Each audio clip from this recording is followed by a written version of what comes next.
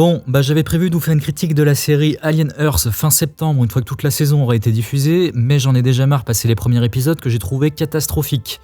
Je pense qu'on est beaucoup à en avoir marre de se faire avoir à chaque fois avec toutes ces licences des années 70, 80, voire 90. On nous resserre à toutes les sauces jusqu'à écœurement, et pour moi cette année 2025 c'est vraiment la confirmation que ce néo artistique d'Hollywood depuis une dizaine, voire même une vingtaine d'années pour certains, a dépassé le cadre du cinéma et s'étend aujourd'hui jusqu'aux médias des séries. On se lève, on s'habille, on se dépêche. C'est une question de vie ou de mort. Un vaisseau spatial vient de s'écraser. Hollywood ne s'est jamais remis d'une nouvelle Hollywood. Je pense pas être un lanceur d'alerte subversif en vous le disant.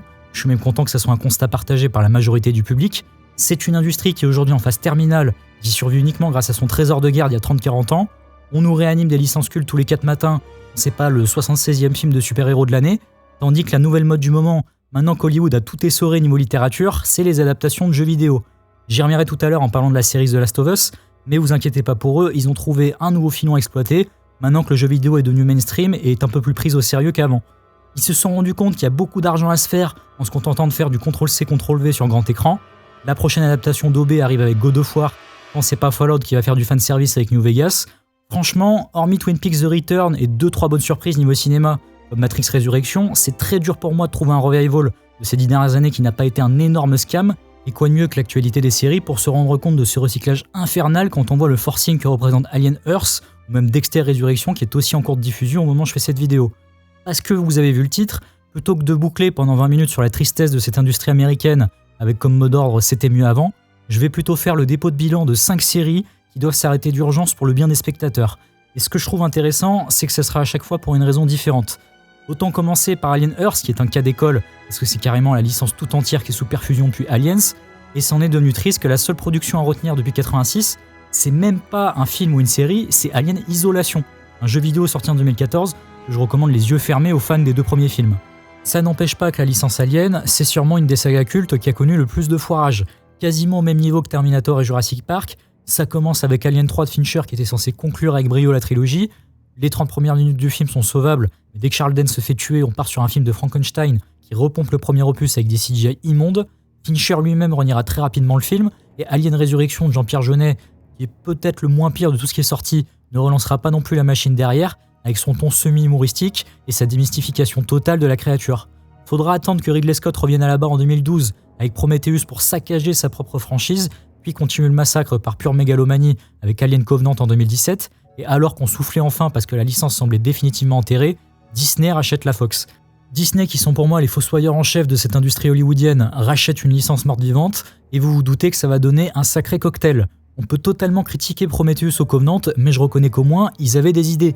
Extrêmement mal exécutées certes, j'ai jamais compris pourquoi Ridley Scott s'est servi de la saga Alien pour parler de God Complex, plutôt que faire une œuvre à part entière comme il l'avait fait avec Blade Runner, mais ça reste aux antipodes d'Alien Romulus et aujourd'hui la série Alien Earth, qui ne sont que des œuvres qui s'inscrivent dans cette longue tradition Disney depuis beaucoup trop d'années, de ne pas proposer des œuvres à part entière qui se suffisent à elles-mêmes, mais plutôt de vous faire retrouver votre enfance. À travers des décors, des schémas narratifs, voire même carrément des dialogues, à travers une nostalgie qui vous rappelle à quel point les 2 premiers films étaient excellents et à quel point c'est devenu médiocre aujourd'hui.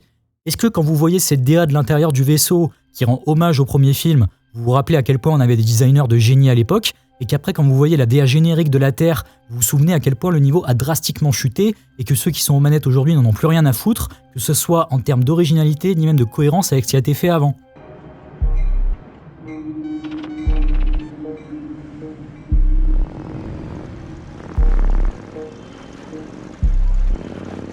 Par principe, je me sens pas forcément très professionnel de vous déconseiller cette série étant donné qu'elle n'en est qu'au début de sa diffusion, mais pour l'instant c'est d'un mauvais goût absolu que ce soit le montage qui n'a aucune ligne directive et qui donne l'impression que ça a été monté par 10 personnes différentes qui avaient chacune une idée en tête. Le mauvais goût ultime, ça reste cette histoire d'enfants dans des corps d'androïdes. Au-delà de certaines séquences très cringeantes et du niveau global de leurs dialogues qui sont au ras des pâquerettes, c'est tellement gênant de proposer un concept d'enfants dans des corps d'adultes quand Hollywood s'éclabousse régulièrement d'histoires de pédophilie depuis des années et des années.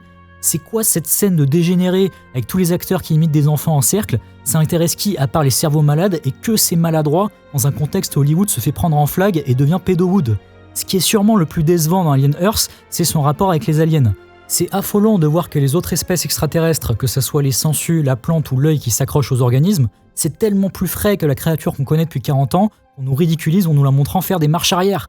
Tout ça serait sûrement passé si c'était sorti dans les années 90, mais on a eu 5 films depuis, qui ont tous le même schéma narratif divisé en 4 actes, le même lead féminin, les mêmes procédés d'horreur, et c'est juste l'overdose. Ils doivent vraiment s'arrêter avec Alien Earth et par extension la licence tout entière, qui pour moi n'a plus rien à raconter, ou du moins n'a pas les directeurs créatifs aux commandes pour raconter quelque chose qui serait pertinent.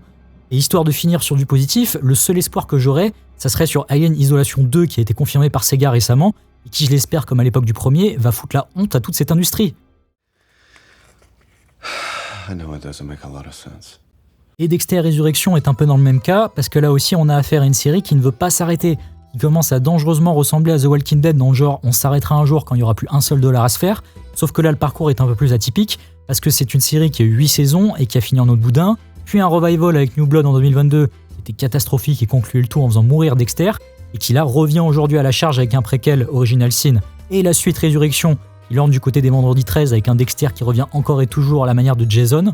La comparaison est volontairement ridicule, ils sont tombés dans le n'importe quoi, mais tant que ça imprime des billets, ça passe. Et le pire, c'est qu'ils ont déjà prévu des saisons suivantes, on en a un point où la machine ne s'arrêtera que le jour où Michael C. Hall décédera dans la vraie vie.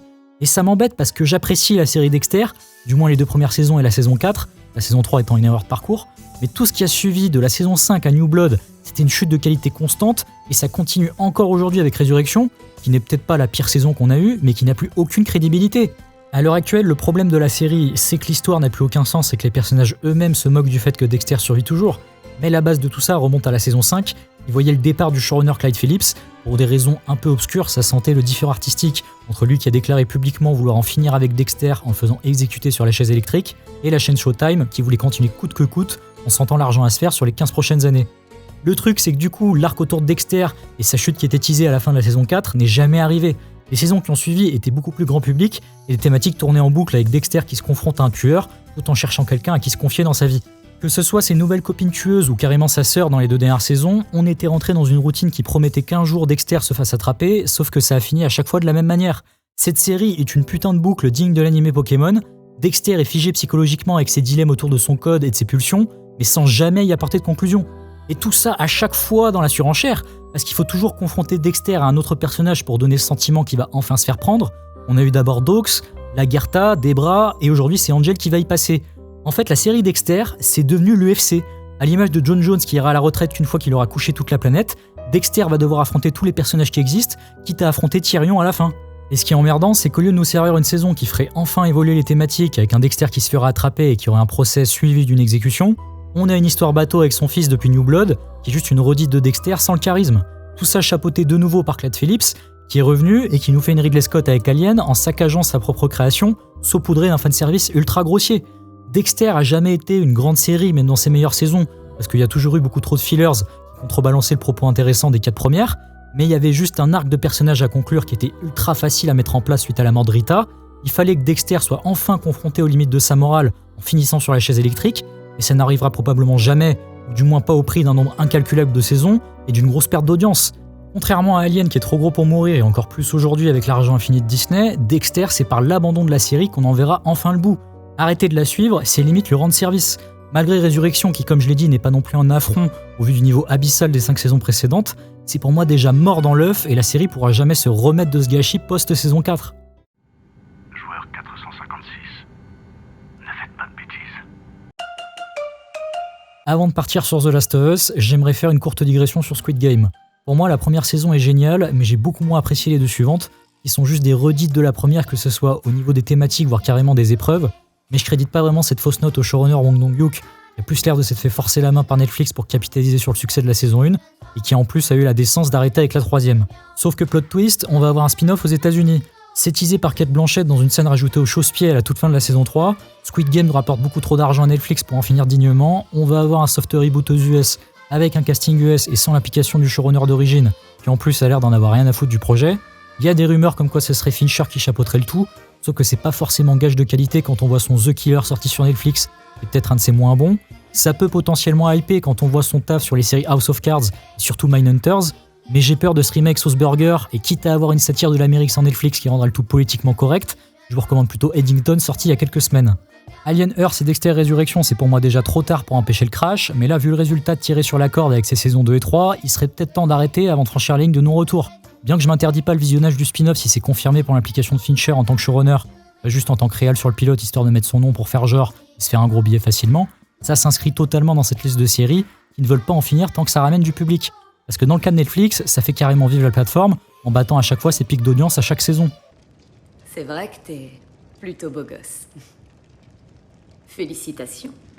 Pour ce qui est de The Last of Us, ça va être pour moi très difficile de ne pas enfoncer des portes ouvertes parce qu'il semblerait que même la presse ait enfin ouvert les yeux sur cette adaptation bas de gamme, tandis qu'une partie du public déserte carrément la série depuis la mort d'un certain personnage, et je me demande comment vous faire HBO pour ramener les gens devant leurs écrans avec la suite, parce qu'ils ont annoncé que toutes ces conneries vont s'étaler non pas sur 3, mais sur 4 saisons.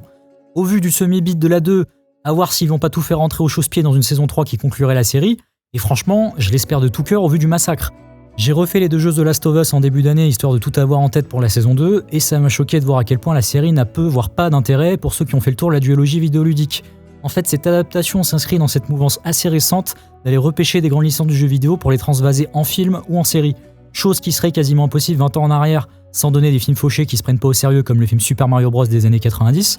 Sauf qu'on en est loin aujourd'hui parce que maintenant le jeu vidéo c'est devenu hype, il y a un public qui rien qu'avec le nom The Last of Us regardera sans réfléchir, et finalement Hollywood s'est rendu compte que ce milieu du jeu vidéo, qui n'était auparavant pas bien pris au sérieux, en fait ça peut rapporter beaucoup d'argent.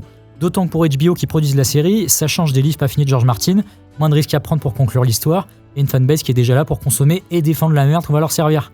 Du moins c'est ce qu'ils avaient convenu à l'époque, sauf que le public n'est finalement pas aussi con que prévu. La première saison de The Last of Us avait déjà sevré pas mal de monde, et la deuxième vient en remettre une couche pour les derniers indécis, et c'est un côté fascinant en fait parce que ils en vont jusqu'à reprendre les dialogues des jeux au mot près. Parfois, c'est carrément les mêmes plans de caméra qui sont réutilisés. Et pour faire avaler la pilule à ceux qui ont déjà fait les jeux, ils font parfois le jeu des 7 différences, avec de temps en temps un dialogue ou un flashback supplémentaire qui raconte du lore inédit sur un événement ou un personnage, histoire que les fans aient l'illusion d'être pris en compte dans le processus de création. L'illusion que cette série raconte autre chose qu'une adaptation stricto sensu du jeu, sans le gameplay et l'immersion qui va avec. Moi, je ressors avec l'intime conviction que cette série n'a aucune ambition artistique et qu'on est devant du pur transmédia commercial. On est loin de David Bowie qui était l'un des précurseurs dans le domaine en se faisant diriger par David Lynch ou en faisant la BO de The Nomad Soul pour Quantic Dream. Là, l'objectif c'est de faire un produit quasi identique à son matériau de base qui donnera envie aux consommateurs de la série de jouer au jeu, tandis que les joueurs de leur côté s'intéresseront au reste du catalogue d'HBO. La deuxième saison prend au moins le mérite de prendre quelques libertés, pour le meilleur et surtout pour le pire, mais la première, je l'ai vraiment pris comme un énorme ego trip de Neil Druckmann. Donc pour ceux qui ne sont pas au courant de toutes les histoires en interne, le premier jeu The Last of Us n'a pas été réalisé par Neil Druckmann, qui est aujourd'hui considéré comme le dieu tout-puissant de Naughty Dog, le studio de développement des jeux. Celui qui a réalisé le premier jeu, c'est Bruce Straley, qui servait aussi de garde-fou à Neil Druckmann, qui lui s'occupait du scénario et qui voulait centrer l'histoire sur Tess, qui traverserait l'Amérique pour se venger de Joel. Vous remarquerez tout de suite que ça ressemble beaucoup à ce qu'il fera finalement sur le deuxième opus, une fois qu'il sera aux manettes, parce qu'après Uncharted 4, Straley a été congédié par Naughty Dog pour des raisons qu'on saura jamais vraiment, et Druckmann s'est retrouvé sans Dieu ni maître et a pu faire ce qu'il voulait avec The Last of Us Partie 2 qu'il a réalisé et coécrit. Ce qui me dérange pas forcément parce que je préfère le deuxième opus au premier, mais concernant la série d'HBO, ce qui m'a sauté aux yeux quand j'ai vu la première saison en 2023, c'est que Bruce Straley, il est jamais mentionné dans les génériques. À la place, c'est écrit que le jeu a simplement été créé par Naughty Dog, mais pourtant en dessous, il précise bien le nom de Druckmann pour le scénario du jeu d'origine. Perso, je trouve ça complètement dégueulasse, et ce sentiment de spoliation de Druckmann vis-à-vis du premier jeu, je l'ai ressenti tout du long. Que ce soit par l'insertion au chausse-pied de certains arcs de personnages qui vont de pair avec les idéaux politiques du bonhomme, quitte à perdre le fil rouge de la narration, ou tout simplement par le casting que je trouve volontairement provocateur, en dépit du moindre respect pour le chara-design des deux jeux.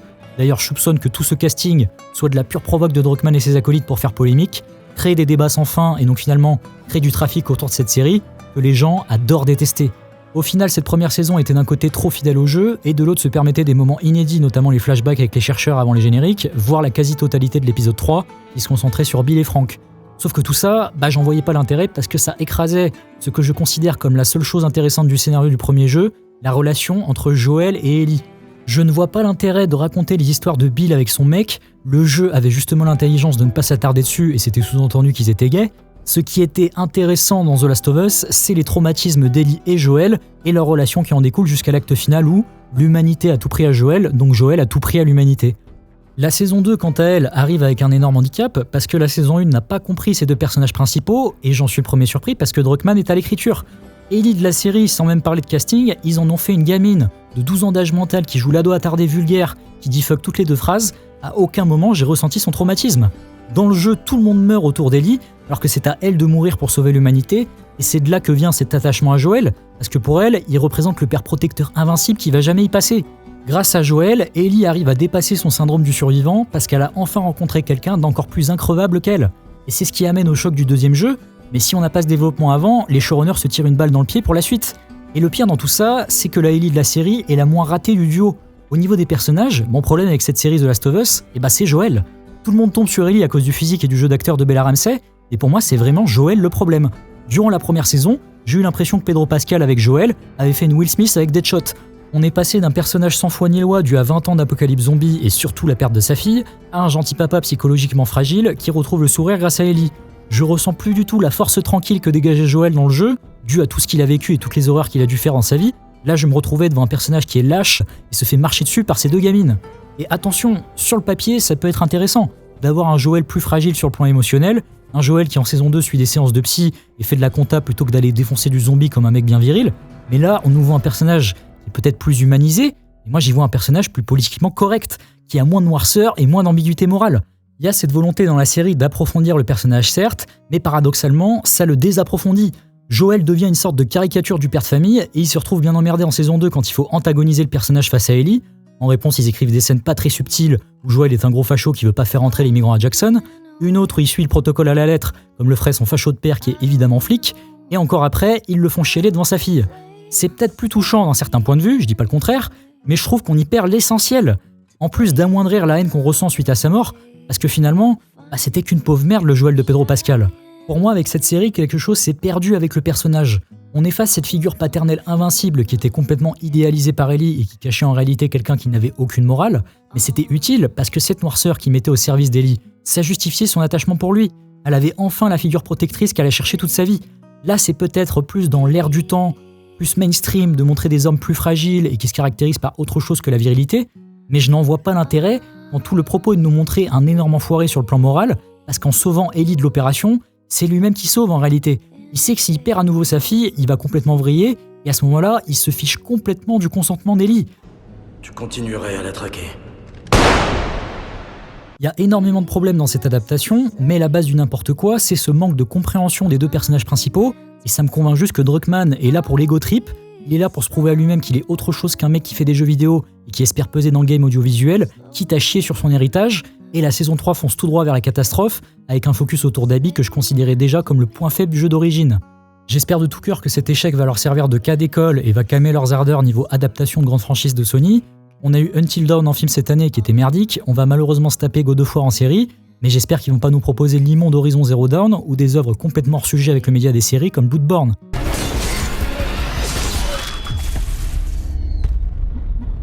Pour mon dernier exemple de série qui doivent s'arrêter d'urgence, l'exception va confirmer la règle parce que je vais pas me focus sur une série en particulier, mais je vais tout simplement viser les adaptations des bouquins de George Martin par HBO.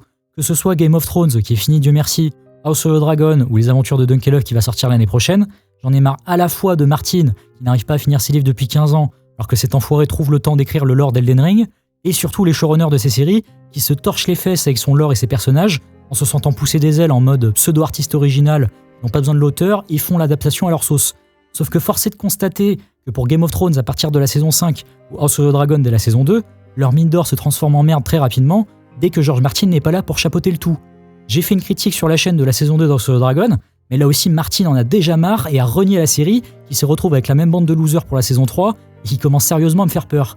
Il y a un vrai problème entre HBO qui veut capitaliser sur le succès de Game of Thrones avec 1 milliard de spin-off et George Martin qui est devenu un gros branleur depuis 15 ans concernant l'œuvre de sa vie. HBO et ses showrunners s'en lassent forcément et décident de partir au front en solo et se font rétamer par la critique et le public. J'en suis vraiment à un point où malgré tout l'intérêt que j'ai porté à cet univers, j'ai lu tous les bouquins Song of Ice and Fire, j'ai lu Fire and Blood, j'ai même lu certaines nouvelles qui vont être adaptées pour la nouvelle série Dunkelhoff, mais il y a une part en moi qui n'en veut plus de ces adaptations, qui saccage le matériau de base en cours de route et ne propose rien à la hauteur en compensation. Pour le Trône de Fer dont on attend toujours les tomes 6 et 7, je peux comprendre que les showrunners décident de partir en freestyle quitte à se foirer parce qu'il fallait sortir une saison par an et ils vont pas attendre que Martin décide enfin de se bouger le cul. Mais House of the Dragon qui adapte Fire and Blood, qui est un livre fini, ils arrivent quand même à ne pas respecter le bouquin tout en se fâchant avec George Martin parce que ce sont des incompétents prétentieux sous couvert d'un agenda politique de la part d'HBO qui commence à bien me faire chier et je suis content de ne pas être le seul. Que ce soit Game of Thrones, House of the Dragon ou j'anticipe n'importe quel spin-off qui viendra, quel gâchis de ne pas s'appuyer sur son auteur qui est encore vivant. Peter Jackson, il a réussi l'adaptation la plus dure de tous les temps avec Le Seigneur des Anneaux alors que Tolkien était mort depuis 28 ans. Mais HBO, avec un Martin motivé vis-à-vis des adaptations de ses œuvres, et qui en plus est scénariste pour la télévision de métier, ils arrivent à se fâcher avec lui. Ça me dépasse un tel niveau de foutage de gueule, et j'en suis à un point où j'attends plus rien de ce qui arrive, et j'ai hâte que le massacre s'arrête. Tromperie et subterfuge. Les lâches, tous autant qu'ils sont, mettons un terme à cette folie. Histoire de ne pas raconter des banalités vis-à-vis de comment fonctionne Hollywood et le méchant monde capitaliste, j'aimerais finir sur une note positive. J'attends énormément la nouvelle série de Vince Gilligan, qui est vendue comme une série de science-fiction, avec Rhea Seehorn dans les rôles. Elle jouait Kim Wexler dans Better Call Saul, qui était de loin le meilleur personnage de la série, et sans déconner, un des personnages féminins les mieux écrits du média. J'avais été déçu de la fin de Better Call Saul que je trouvais un peu trop convenue, et pour le reste, je suis totalement hype, parce que Gilligan a prouvé par 2 fois qu'il survolait complètement le reste de l'industrie, et je vous en ferai très certainement un retour quand ça sortira. Sur ce, merci à vous de m'avoir écouté. La prochaine vidéo sera sûrement sur MGS Delta début septembre, le temps que je fasse le tour du remake. Et en attendant, je vous dis salut à tous.